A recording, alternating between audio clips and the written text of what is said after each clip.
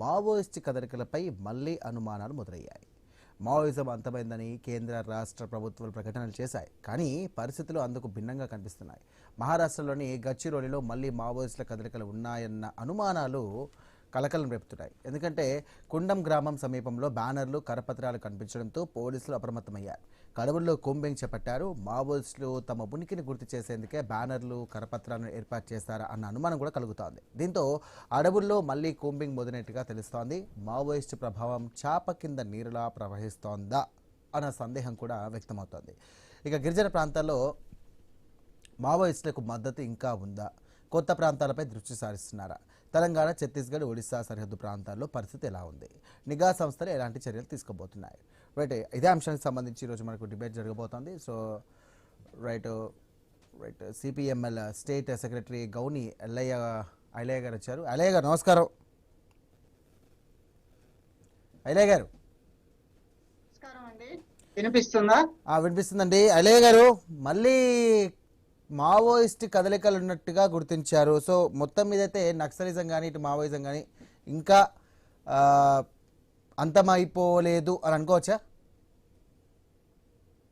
అది కేంద్ర హోంమంత్రి గారు రాష్ట్ర డీజీపీతో సహా నక్సలైట్లు, మావోయిస్టులు అంతమైపోయిందని ప్రకటించిన తర్వాత కూడా ఎన్కౌంటర్లు కొనసాగినాయి. మీకు గుర్తుంటే భాగ్య రూపి అనేటటువంటి ఆమెని ఈ ప్రకటనల తర్వాతనే పట్టుకుని చంపేశారు. ఎన్కౌంటర్స్ కంటే ముందే అప్పటికే అంతమైందని ప్రకటించిన తర్వాత కూడా ఇంకో 100 మంది వరకు వాళ్ళు అడవిలో ఉన్నారు అనేటటువంటిది కూడా నిఘా వర్గాలు చెప్తూ వస్తున్నాయి. అందుకని అంత సింపుల్ గా అంతమైంది అని డెడ్ లైన్ పెట్టి చెప్పడం అనేటటువంటిది ఆ టైం వరకు కాలేదు. ఇప్పుడు పోస్టర్లు కానీ మిగతాయి కానీ ఇవన్నీ చూస్తున్నప్పుడు ఆ భావజాలం ఇంకా ఉంది అనేటటువంటిదే దాని సంకేతాలు కనిపిస్తున్నటువంటి. రైట్, మొత్తం మీద ఇటు ఆపరేషన్ కగార్ చెప్పండి ఆపరేషన్ కగార్ కానివ్వండి, లేకుంటే తదితర కొన్ని ఆపరేషన్ చేపట్టినప్పటికీ కూడా ఇటు ఛత్తీస్గఢ్ ప్రాంతంలో, ఇటు తెలంగాణ రాష్ట్ర సరిహద్దు ప్రాంతాల్లో కూడా మావోయిస్టు పూర్తిగా అంతమైపోయింది, అసలు మావోయిస్టు రహిత దేశంగా ప్రతిఘటిస్తున్నామని చెప్పేసి ఇటు కేంద్ర రాష్ట్ర ప్రభుత్వాలు ప్రకటించాయి. బట్ ఇప్పుడు ఉన్నటువంటి పరిస్థితి చూస్తున్నట్టయితే కనుక మొత్తం మీద ఇటు మళ్ళీ బ్యానర్లు, మళ్ళీ కరపత్రాలు కనబడతా ఉన్నాయి. దీన్ని ఏ విధంగా చూడొచ్చు అంటారు? మనము ఒక బ్యానర్లని చూసి, ఒక నలుగురు ఉన్నది చూసి మళ్ళీ మావోయిస్టులు వర్సెస్ ప్రభుత్వం ఏదో పెద్ద యుద్ధం జరగబోతుంది అనే కోణం నుంచి మనం చూడాల్సినటువంటి అవసరం లేదు. మావోయిస్టు పార్టీలో ఉన్నటువంటి నాయకత్వాన్ని నిర్వీర్యం చేయగలిగారు. అరెస్టులు, సరెండర్లు చేయించుకోవడం కానీ, ఎన్కౌంటర్లు చేయడం కానీ ఒక భారీ స్థాయిలో మావోయిస్టు పార్టీని భౌతికంగా దెబ్బకొట్టినటువంటి దాన్ని మనం చూసాం. వాస్తవంగా ఈ రోజు మావోయిస్టులు అనేటటువంటిది విత్ ఇన్ ది కంట్రీలో వాళ్ళు ఒక భావజాలానికి ప్రతినిధులుగా ఉండి ఒక సాయుధ ప్రతిఘటన అనేటటువంటిది చేస్తూ వస్తున్నారు. కాబట్టి దాన్ని రాజ్యం సహించదు. కాబట్టి వాళ్ళు తుపాకులు పట్టుకోవడం ఏంటి, వాళ్ళు యుద్ధం చేయడం ఏంటి అనేటటువంటి పేరుతోటి వాళ్ళ మీద ఆపరేషన్ కగార్ అనే అంతిమ యుద్ధం అనే దాన్ని ప్రకటించారు. దాన్నే అనేక ప్రజా సంఘాలు, మేధావులు వ్యతిరేకించారు. ఎందుకంటే సైన్యము బార్డర్ లో ఉండి విదేశాల దాడుల నుంచి మన దేశాన్ని కాపాడాల్సినటువంటి సైన్యం స్వదేశ పౌరుల మీద యుద్ధం చేయకూడదు. అయినప్పటికీ మావోయిస్టులు అనేటటువంటి వాళ్ళు అత్యంత ప్రమాదకారులు అని చెప్పి ఆ నిబంధనలు కూడా ఉల్లంఘించి వీళ్ళ మీద సైన్యాన్ని ప్రయోగించారు. దీన్ని చాలా మంది వ్యతిరేకించారు. వాళ్ళు చర్చలకు వస్తామన్నారు. చర్చలకు కూడా అవకాశం కూడా ఇవ్వకుండా వాళ్ళని నిర్మూలించేటటువంటి లక్ష్యంతో ఆపరేషన్ కగార్ కొనసాగింది. అదొక అధర్మ యుద్ధం. ఆ చాప్టర్ ముగిసింది. ఆ చాప్టర్ లో కూడా ఏంటంటే మావోయిస్టులు అయిపోయినరు అని సంబరాలు చేసుకోవడం అనేటటువంటిదే కాదు, ఆ భావజాలము మిగిలింది. అందులో ఎంతో కొంత మిగిలినటువంటి వాళ్ళు కూడా ఉండి వాళ్ళ కార్యకలాపాలు కొనసాగిస్తున్నారు అనేటటువంటిది వాస్తవం. దాన్ని అసలు ఏమి లేదా భావజాలం లేదనేటటువంటి చెప్పడం అనేటటువంటి తప్పు. భావజాలం ఎప్పుడు కూడా అంతం కాదు. నిన్న మీరు చూస్తే వ్యవస్థలో సంబంధించి భావజాలం అంతం కాదు, కానీ నక్సల్స్ అంటే ప్రధాన సూత్రధారులు ఎవరున్నారు, ప్రధానంగా ఎవరైతే ఉన్నారో వాళ్ళు అంతమైనప్పటికీ కూడా భావజాలం అనేది ఎప్పటికీ అంతం కాదు అని అంటారు. కాదు, ఇప్పుడు మావోయిస్టు ప్రధాన నాయకత్వం అంతా కూడా బయటికి రావడం, చనిపోవడం జరిగింది. ఇప్పుడు నమ్మలకేశ్వరరావు గారు గురయ్యారు, తిరుపతి లాంటి వాళ్ళు బయటకు వచ్చారు. ప్రధాన నాయకత్వం లేకపోయినా సెకండరీ నాయకత్వం లేకపోయినా అక్కడక్కడ క్యాడరు వాళ్ళు వాళ్ళ భావజాల పరంగా తిరిగి పునరేకీకరణ జరగడానికి కోసం ప్రయత్నాలు జరగటం అనేటటువంటి సహజం. వాటి సంకేతాలే ఇప్పుడు కనబడేటటువంటి పోస్టర్స్ కానీ అవి కానీ. ఇంకొకటి నేను ఈ సందర్భంగా చెప్పేది ఏంటంటే, మన బీహార్లో భరత్ భూషణ్ తివారీ అనేటటువంటి ఒక యువకుడి ఉదంతం, ఎన్కౌంటర్ ఉదంతం మనమందరం చూసాం. అంటే ఒక సాధారణ యువకుడు, బీజేపీ ఆర్ఎస్ఎస్ మద్దతుదారుగా ఉన్నటువంటి వ్యక్తి అక్కడ ఉన్న స్థానిక సమస్యల వరదలతో వచ్చి ఆ ప్రాంతం అంతా కూడా అతలాకుతలం అయిపోతే కనీసం వాళ్ళకి సహాయక చర్యలు కూడా చేపట్టినటువంటి ఒక స్థితి నుంచి అనివార్యంగా కొట్లాడి ఆఫీసు చుట్టూ తిరిగి ఒక ఆయుధం సంపాదించుకొని ప్రెజర్ చేసి వాళ్ళతోటి ఆ పని చేసుకోవడం కోసం ప్రయత్నం చేసినటువంటి విషయం ఆయన ఎన్కౌంటర్ చేసింది అక్కడ ఉన్నటువంటి ప్రభుత్వం. అంటే నేను అనేది ఏంటంటే, ప్రజలు ఏం ఆలోచన చేస్తున్నారు అంటే, చట్టపరంగా పోయి మాకు ఈ సమస్యలోనే పరిష్కరించండి అంటే పరిష్కరించేటటువంటి పరిస్థితి లేదు. ఏ ప్రభుత్వాలు పట్టించుకోవట్లేదు, అధికారులు పట్టించుకోవట్లేదు, ప్రజాప్రతినిధులు పట్టించుకోవట్లేదు.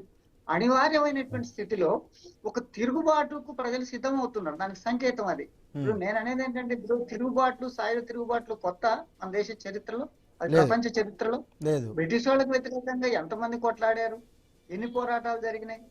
ఇప్పుడు నేను అనేది గడ్చిరోలి ప్రాంతంలో ఏదైతే మనం పోస్టులు వెలిసినాయి అనుకుంటున్నామో, ఈ ప్రాంతంలో కూడా మైనింగ్ కోసం ప్రభుత్వం ఇచ్చినటువంటి అనుమతిని మావోయిస్టులు లొంగిపోవడము లేదా అంతమైనరు అని చెప్పిన తర్వాత కూడా గిరిజనులు అడ్డం తిరుగుతున్నారు, మైనింగ్ కు వ్యతిరేకంగా పోరాడుతున్నారు. ఇప్పటికి కూడా సాఫీగా ప్రభుత్వం అనుమతులు ఇచ్చినప్పటికీ అక్కడ ఉన్నటువంటి ఆ లాయిడ్ కంపెనీ మైనింగ్ చేయడానికి కూడా సాహసించలేనటువంటి పరిస్థితి. అందుకని గిరిజనుల ఆత్మగౌరవ అస్తిత్వ పోరాటాలు అవి, వాళ్ళ బతుకు జీవనవరణ పోరాటాలు అవి.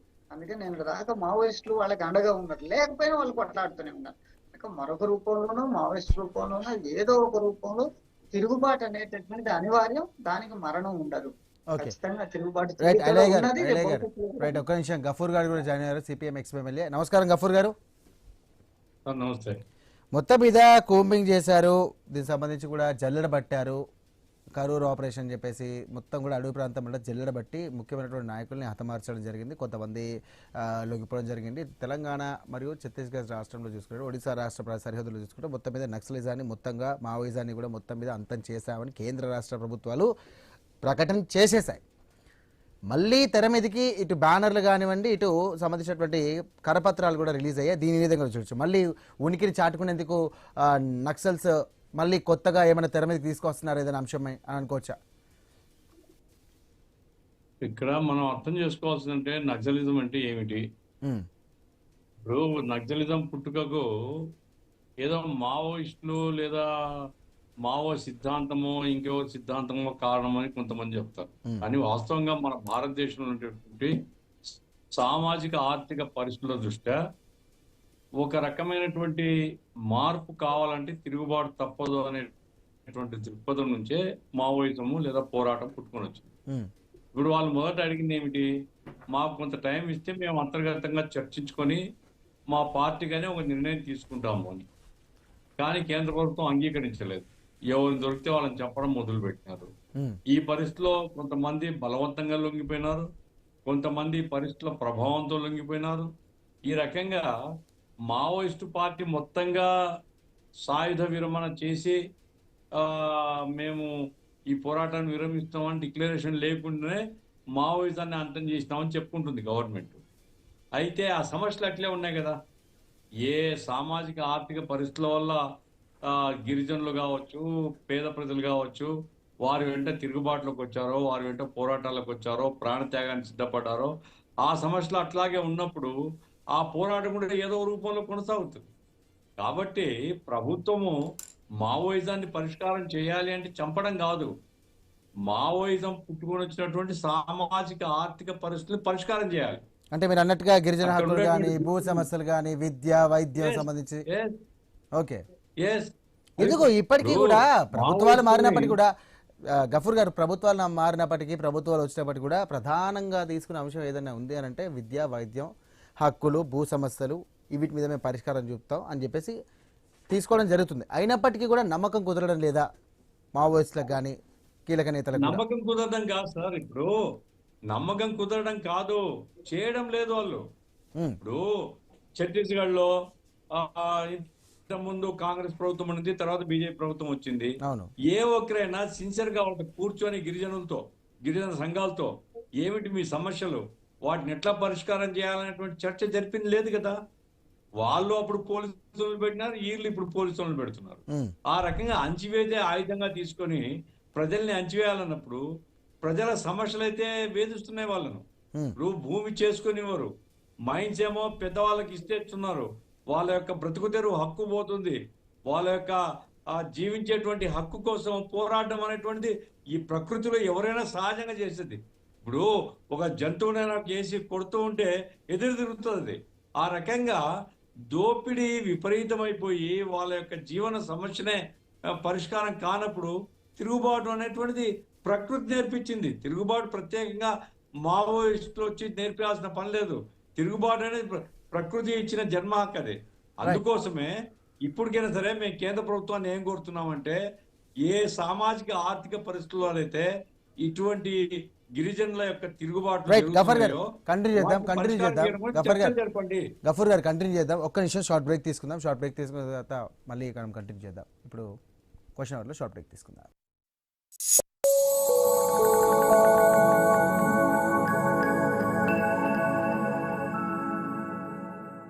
ఎందరో జీవితాల్లో చిరునవ్వులు పోయిస్తూ నమ్మకానికి ప్రతీకగా నిలిచిన మా శ్రీ సిద్ధి వినాయక ప్రాపర్టీ డెవలపర్స్ అధినేత కాసల్ల మహేందర్ రెడ్డి అన్నగారికి జన్మదిన శుభాకాంక్షలు. మీ శ్రేయోభిలాషి పల్లె ప్రవీణ్ గౌడ్.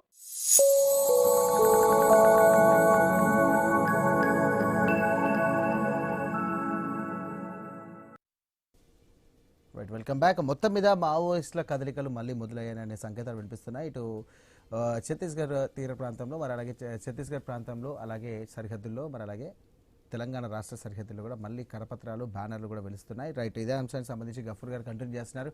గఫూర్ గారు చెప్పండి. ఇప్పుడు అందుకోసం నేను చెప్పేది ఏమిటంటే, కేంద్ర ప్రభుత్వం కానీ లేదా ఆ రాష్ట్రంలో ఉండే ప్రభుత్వం కానీ గిరిజనులతో చర్చించండి. మావోయిస్టులను మీరు పిలవాల్సిన పని లేదు.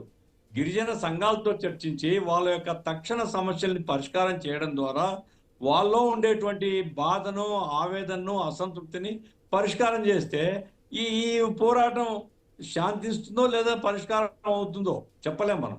కానీ చర్చలు జరిపే దిక్కు లేదు. కొట్టడము, నిర్బంధించడము, చంపడమే పరిష్కారం అయితే ప్రజలు ఎటు చేస్తాం కదా, తిరుగుబాటు చేసేస్తాము అనే నిర్ణయానికి వస్తారు. కాబట్టి చాలా మంది లొంగిపోయినారు, లొంగిపోయిన పోస్టర్లు వస్తున్నాయి, చాలా మంది లొంగిపోయిన ఇప్పటికీ సమస్యల మీద వినిపిస్తుంది అసంతృప్తి.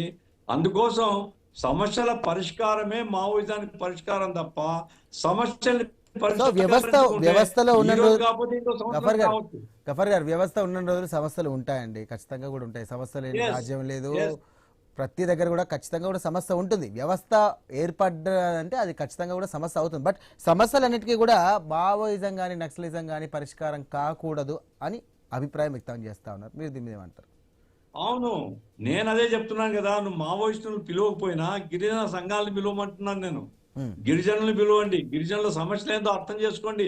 వాళ్ళు ఎందుకు ఈ అడవుల బాట పట్టినారు, వాళ్ళకు బతకడానికి మంచి సందర్భం కనుక, మంచి అవకాశాలు కనుక ఇస్తే ఎందుకు తిరుగుబాటండి? ఎవరైనా ప్రాణాలు పోగొట్టుకొని సిద్ధపడతారా? ఎవరు సిద్ధపడరు కదా. ఎందుకు సిద్ధపడుతున్నారు అంటే, బయట ఉండి బతకడమే కష్టమైనప్పుడు సరే పోతే ప్రాణాలు పోతాయి అనేటువంటి దాన్ని సిద్ధపడతారు.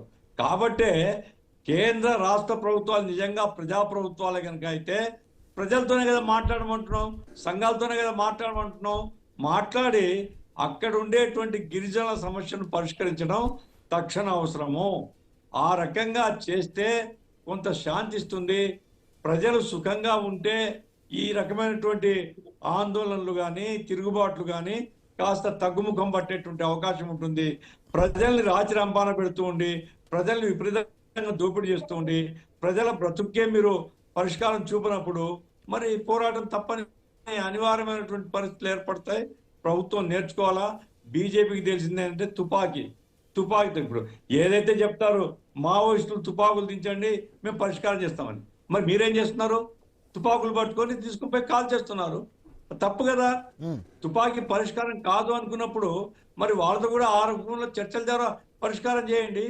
అట్లేం చేయరు మీరు. అట్లేం చేయకుండా రిజర్వ్ ఆర్మీని పంపించేస్తారు. వాళ్ళు పోలీసు వాళ్ళు పాపం వాళ్ళు ఈ కుటుంబాలను చూసిన వాళ్ళే అయినా బ్రతుకు తెరువు కోసం వాళ్ళు కాల్చక తప్పదు, ఈ జనం చావక తప్పదు. ఇటువంటి పరిస్థితి నివారించాలంటే చర్చించి వారికి ఉండేటువంటి తక్షణ సమస్యల మీద పరిష్కారం చూపాల్సిన బాధ్యత ఛత్తీస్గఢ్ ప్రభుత్వం, కేంద్ర ప్రభుత్వం తక్షణం చేయాలి. అది కనుక చేయకపోతే ఏదో రూపంలో, అది తిరుగుబాటు రూపంలో వస్తుందా, ఆందోళన రూపంలో వస్తుందా, కానీ ఏదో ఒక రూపంలో అయితే ఖచ్చితంగా కూడా బయటకు వస్తుంది. అనివార్యం. రైట్. ఐలే గారు, మావోయిజం అంతమైందని చెప్పేసి కేంద్ర రాష్ట్ర ప్రభుత్వాలు మొత్తం కులంకుశంగా చెప్పడం జరిగింది. సో ఈ పరిణామాలు చూస్తే కనుక అంతమైపోలేదు, చాపకంది నీరులా ఈ యొక్క మావోయిజం అనేది ముందుకు సాగుతుందని చెప్పేసి బయటకు వచ్చినటువంటి వార్త. మీరేమంటారు? ఇంతకుముందు గఫూర్ గారు కూడా చెప్పారు. ఇప్పుడు నేను అనేది ఏంటంటే, ఇప్పుడు కనీసం కొత్తగా వాళ్ళ సమస్యలు పరిష్కరించడం అనేటటువంటి పక్కన పెట్టండి, చర్చలకు రమ్మంటే అయిపోయింది కదండి. ఇప్పుడు సరే ప్రభుత్వాలు రావట్లేదు, మరి మావోయిజంలో ఉన్నటువంటి మావోయిస్టులు ఉన్నటువంటి కీలక నేతలైనా చర్చకు రావాలని చెప్పేసి ఒక కరపత్రమో లేకుంటే బ్యానరో లేకుంటే ఏదో ఫ్యాక్స్ మెసేజో ఏదో ఒక రకంగా పెడితే కనుక రారా? వాళ్ళు చాలా క్లియర్ గా ప్రకటించారు, చర్చల ప్రక్రియ లేదు. ఇప్పుడు ప్రభుత్వం అన్నట్టు మావోయిజం అంతమైపోయింది అనేటటువంటిది ప్రభుత్వం ప్రకటిస్తుంది కదా, ఇంక చర్చల ప్రసక్తే లేదు. నేను అనేది ఏంటంటే, ఈ రోజు మొత్తం మధ్య భారతంలో, ఇప్పుడు అది ఛత్తీస్గఢ్ అయినా, జార్ఖండ్ అయినా, ఒరిస్సా అయినా, ఈ అన్ని ప్రాంతాల్లో ఇది అటవీ ప్రాంతం, గిరిజనులు ఉన్నారు, అటవీ చట్టాలు ఉన్నాయి, వాళ్లకు రాజ్యాంగ సంరక్షణలు ఉన్నాయి, రాజ్యాంగంలోనే వాళ్లకు చాలా హక్కులు ఉన్నాయి, రక్షణలు ఉన్నాయి. పెసా ఉంది, గిరిజన చట్టం ఉంది, అటవీ హక్కుల చట్టం ఉంది. ఈ చట్టాలన్నిటి కూడా బుల్డోజ్ చేసి మీరు వేలకు వేల ఎకరాలు, లక్షల ఎకరాలు మైనింగ్ చేసినప్పుడు వాళ్ళ జీవితం పోతున్నప్పుడు ఏ కర్రో కట్టో ఏది దొరికినా కొట్లాడతారు వాళ్ళు. వాళ్ళకి ఎవరైనా మావోయిస్టులు వచ్చినా, కమ్యూనిస్టులు వచ్చినా, ఇంకొక ఎన్జిఓలు వచ్చినా కూడా వాళ్ళ మద్దతు తీసుకుంటారు. దీన్ని అట్లా చూడాలి. రాజ్యాంగాన్ని ఎక్కడ అమలు చేస్తుందండి ప్రభుత్వం? పెసా చట్టం అనేటటువంటి దాని లేకుండా వేల ఎకరాలు మీరు ఎట్లా ప్రైవేట్ కంపెనీలకు, కార్పొరేట్ కంపెనీలకు మైనింగ్ ఇస్తారు? అసలు మామూలు బయట ఉన్నటువంటి భూములే ఇవ్వడానికి లేదు, అటవీ భూములు కూడా తీసుకుపోయి మీరు అట్లాంటి వాళ్ళకి అప్పచెప్తున్నప్పుడు అటవీ సంపదనంతా కూడా ప్రైవేట్ వాళ్ళకి మీరు దారాదత్తం చేయాలనేటటువంటి అక్కడే సమస్య ఉన్నది. అందుకని ముందు దానికి ప్రభుత్వం ఒక హిడెన్ ఎజెండా ఉంది. మావోయిస్టులు అనేటటువంటిది ఒక సాకు మాత్రమే. ఇలా మావోయిజం అంతమైంది, మీరు ఆపండి, మైనింగ్ ఆపండి, అక్కడ మీరు ప్రైవేట్ వాళ్ళకు దారాదత్తం చేసేటటువంటి అటవీ భూముల్ని, అటవీ సంపదని దారాదత్తం చేసేటటువంటి ప్రక్రియకు ఫుల్ స్టాప్ పెట్టండి. మీరు ఉద్యమాలు వాటతడే ఆగుతాయి. ఇవాళ మావోయిస్ట్ లాంటి ఉద్యమాలు ఎందుకు మైదాన ప్రాంతాల్లో రావట్లేదండి? అటవీ ప్రాంతంలోనే ఎందుకు ఉన్నాయి? గిరిజనులే వాళ్ళకి ఎందుకు సపోర్ట్ చేస్తున్నారు? వాళ్ళ జీవితం పోతుంది కాబట్టి గిరిజనులు సపోర్ట్ చేశారు. ఇవాళ మైదానంలోకి వచ్చి మావోయిస్టులు తుపాకులు పట్టుకుంటే చదువుకున్న వాళ్ళు, ఉద్యోగస్తులే వాళ్ళ ఎమ్మటి పోవట్లేదు కదా. ఈ మాత్రం లాజిక్ ప్రభుత్వానికి అర్థం కాదా, మనకు అర్థం కాదా? నేను వాళ్ళకి సమస్యలు ఉన్నాయి, సమస్యలు ఉన్నప్పుడు ఎవరు సహకారంగా వచ్చినా వాళ్ళు తీసుకుంటారు. అది ఈనాడు మధ్య భారతంలో ఉన్నటువంటి ఏజెన్సీలో ఉన్నటువంటి అడవిలో ఉన్న ఆదివాసీల యొక్క ఆక్రమణలు ఉన్నాయి, వాళ్ళ జీవితం పోతుంది. వాళ్ళు అందుకే పోస్కో కంపెనీకి వ్యతిరేకంగా ఆందోళన చేస్తారు. మన కళింగనగర్ లో అదే చేశారు, ఈ రోజు గడ్చిరోలి ప్రాంతంలో అదే చేస్తుండ్రు. రేపు ఎక్కడైనా ఆదివాసీ ప్రాంతాల్లో ప్రభుత్వము వాళ్ళకి రక్షణగా ఉండాల్సినటువంటి ప్రభుత్వము వాళ్ళ సంపదను తీసుకెళ్లి, వాళ్ళ కాళ్ళ కింద ఉన్న సంపదను తీసుకెళ్లి కార్పొరేట్ శక్తులకు కట్టబెడతాం అన్నప్పుడే వాళ్ళ జీవనం పోతుంది కాబట్టి ఆందోళనకు వస్తుంది అనేటటువంటిది ఒక ఫ్యాక్ట్. అందుకని మావోయిస్టులు లేకపోయినా మళ్ళీ పుడతారు, కమ్యూనిస్టులు పుడతారు, అనేక మంది వాళ్ళకి మద్దతుగా పుడతారు, ఉద్యమాలు కొనసాగుతాయి. అంటే ఇప్పుడు కేవలం కూంబింగ్ నిర్వహిస్తారని చెప్పేసి చెప్తా ఉన్నారు. సో ఈ మావో కదలికలో వచ్చినటువంటి నేపథ్యంలో కూంబింగ్ అనేది ఖచ్చితంగా జరుగుతుంది. దీనివల్ల పరిష్కారం అవుతుందంటారా? మావోయిజం అంతమయ్యే అవకాశం కనిపిస్తుంది అంటారా? ఇప్పుడు వేలు లక్షల కోట్లు ఖర్చు పెట్టి కొండంద వెలకన పెట్టినట్టు మీరు నలుగురిని చంపొచ్చు గాక మళ్ళీ ఉద్భవిస్తాయి ఈ కూంబింగులు, వ్యవహారాలు. చావచ్చు, ఎవరైనా వాళ్ళు నలుగురిని బూటకప్ ఎన్కౌంటర్ ఏం చేయొచ్చు, నిజంగా కూడా వాళ్ళు తిరిగితే చంపేయచ్చు. కానీ అది అంతమయ్యేటటువంటి ఒక హిస్టరీ కాదు. మీరు ప్రాథమిక సమస్యలను పరిష్కరించండి, రాజ్యాంగాన్ని అమలు చేయండి, ఆదివాసీ ప్రాంతాల్లో ఉన్నటువంటి రాజ్యాంగ రక్షణలు 5th 6th షెడ్యూల్ లో ఉన్నటువంటి ఆదివాసీ ప్రాంతాలకు మీరు ఇచ్చేటటువంటి రాజ్యాంగ రక్షణ అక్కడ కల్పించండి. ఇదంతా కూడా ఆటోమేటిక్ గా తగ్గుద్ది. ప్రజల సమస్యలు కనీసం మంచినీటి అవకాశం లేనటువంటి గ్రామాలు ఉన్నాయి, రహదారులు లేని గ్రామాలు ఉన్నాయి, స్కూళ్ళు లేని గ్రామాలు ఉన్నాయి. మావోయిస్టులు స్కూళ్ళు పెట్టారు, వాళ్లకు చదువు చెప్పేటటువంటి బాధ్యత కూడా తీసుకున్నారు. అందుకని మావోయిస్టులు వాళ్ళు సొంతం చేసుకున్నారు. వాళ్ళ బాగోగుని చూసేటటువంటి వాళ్ళుగా, వాళ్ళ బాగుని చూసేటటువంటి వాళ్ళు భావించారు కాబట్టి వాళ్ళతో పాటు చావుకు కూడా సిద్ధమై వాళ్ళు ఉన్నారు. ప్రభుత్వాన్ని వాళ్ళ శత్రువు చూస్తాను, ఎందుకంటే ప్రభుత్వం కార్పొరేట్ల పక్షాన వస్తుంది, ప్రజల పక్షాన లేదు.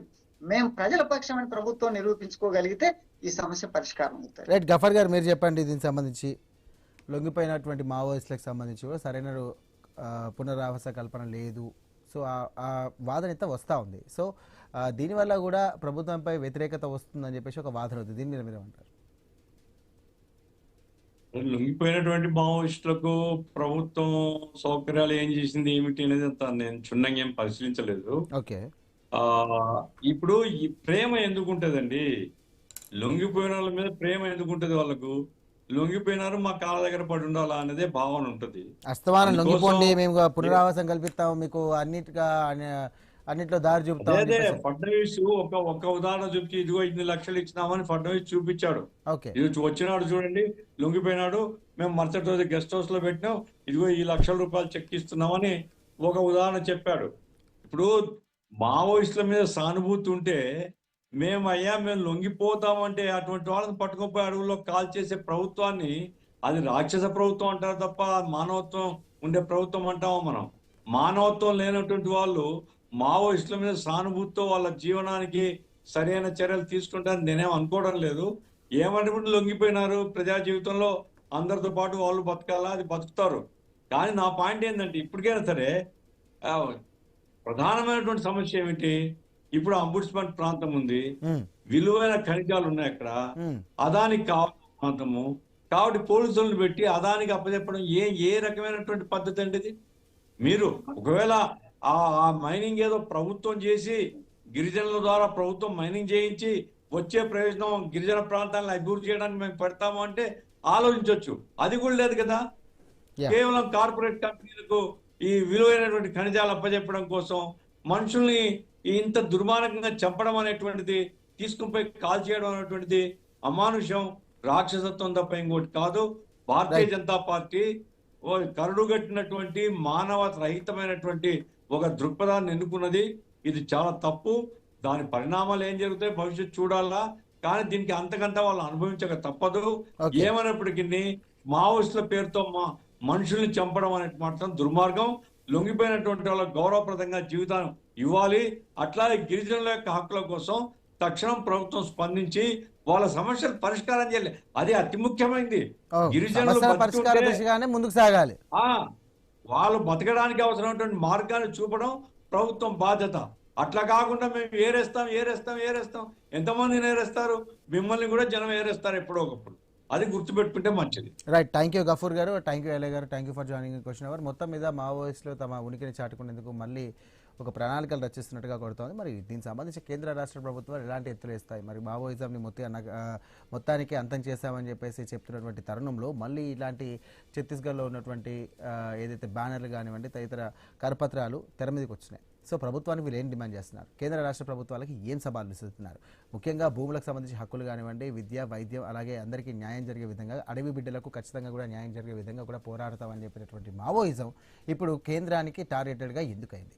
మరి మొత్తానికే కనుక ఇటు మావోయిజాన్ని అంతం చేస్తే కనుక ఇటు గిరిజన బిడ్డలు, అలాగే ఆడబిడ్డలకు సంబంధించి కూడా, అలాగే గిరిజన ప్రాంతాల్లో ఉన్నటువంటి నివసించే వారికి కూడా